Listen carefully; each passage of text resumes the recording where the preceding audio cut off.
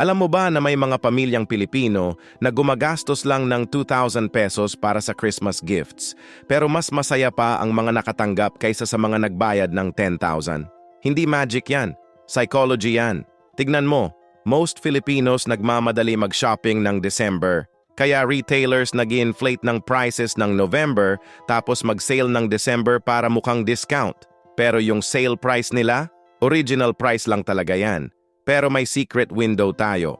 January 2 to 15. Dito desperado na ang mga vendors. Kailangan nila mag-clear ng inventory. Nakakuha na ako ng branded toys na 70% off dito. Para sa graduation gifts, mag-antay hanggang May 20. Mga bookstores nag-clear out ng school supplies. At birthday gifts, huwag bumili ng mismong araw.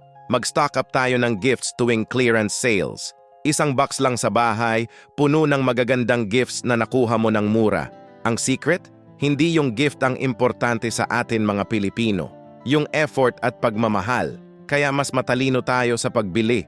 Mas marami tayong maibibigay na love.